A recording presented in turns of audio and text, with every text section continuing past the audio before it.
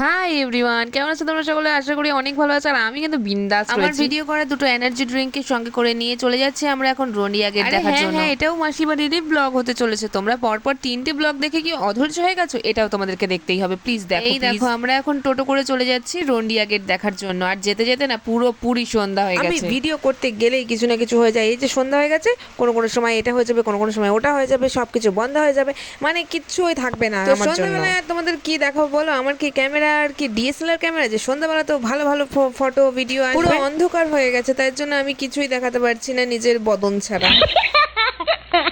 এটা হচ্ছে গিয়ে গেট, একটা জল পাসিং এর একটা গেট। আমার ক্যামেরা অতটাও ভালো না যে তোমাদেরকে পুরো পরিষ্কার ভাবে সমস্তটা দেখাতে পারবো। এই যে হাঁটছি আমি, এটা কিসের আলো তোমরা জানো? এটা হচ্ছে আমার মেশোর ওই টোটোটার আলো। টোটোটার আলো দিয়ে আমি ভাবলাম যে একটা ভিডিও তো করে নিই। এই অন্ধকারের মধ্যে হাঁটতে কিন্তু বেশ ভালো লাগছিল, জ্যোৎস্নার আলো ছিল, বাট ক্যামেরায় কি আর সেটা বোঝা যায়? হাঁটাহাঁটি করে যে আমার খিদে পেয়ে গেছে, তাই জন্য চলে এসেছি মোমো খেতে। বাঁকুড়ায় কেমন মোমো হয় সেটাও তো ট্রাই করে দেখতেই হবে না? এখানে সবাই খাওয়া দাওয়া স্টার্ট করে দিয়েছে, আর আমি এখনো ভিডিও করে যাচ্ছি। আর বাড়ি আসার পরে এই মহারানীর একটু রাগ হয়ে গেছিল, এই মহারানী একটুখানি কান্না টানা করছিল আর কি। যাই হোক, এই ভিডিওটা আমি বাসে চাপার পরে করেছিলাম। এই গাছগুলো, এই বনটাকে এত সুন্দর লাগছিল, এই ভিডিও না করে আর থাকতে পারলাম না। ভাই বোন এদের সাথে একসাথে থাকলে না কখন যে সময়টা কেটে যাবে না বোঝাই যায় না। এরাই আমাকে বারবার করে বলবে, এই ভিডিও করবি না, এবার ভিডিওটা শুরু কর, এই ফটোটা তোল, এরকম ভাবে তোল, এভাবে এভাবে ভালো আসবে। এদের সাথে থাকলে জীবনের কোনো দুঃখ কষ্ট কিছুর কথা মনে পড়বে না, শুধুই মনে হবে যে একটু দাঁত বের করে হাসি। বাড়ি আসার পর ওদেরকে ভীষণ ভীষণ পরিমাণ মিস করছি। জানি না আবার কবে সবাই একসাথে হয়ে আনন্দ করব। সেদিন তোমাদেরকে রন্ডিয়া গেটটা না দেখাতে পারিনি, তাই জন্য আমি পরের দিন আবারও বায়না করে চলে গেছি হচ্ছে রন্ডিয়া গেট দেখানোর জন্য। তারপরেও সন্ধ্যা হয়ে গেছে, কিচ্ছু করার নেই। ফাটানো রোদে তো আর যাওয়া যায় না,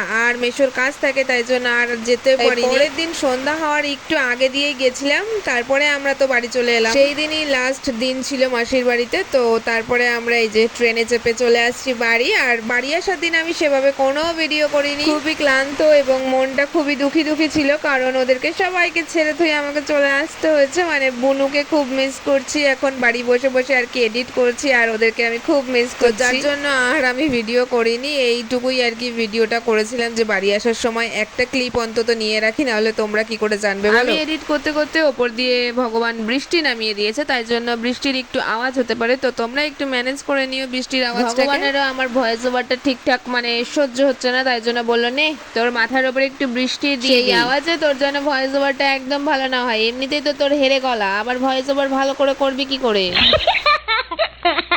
আরে কি ভাবছো? ওটা আমার কথা না, ওটা ভগবানের কথা, ভগবান বলেছে, আমি বলিনি। তো আজকের মতন গাইস ভিডিওটা আমি এখানেই শেষ করে দিচ্ছি। ভালো লাগলে অবশ্যই লাইক কমেন্ট শেয়ার করে দেবে। দেখা হবে তোমাদের সঙ্গে নেক্সট ভিডিওতে। আর তোমাদের জন্য কিন্তু কমেন্ট বক্সটা গাইস খোলাই থাকে, আর তোমরা একটাও কমেন্ট করো না। ভিডিওটাকে ধাক্কা মেরে উপরে চলে যাবে, একদম যাবে না।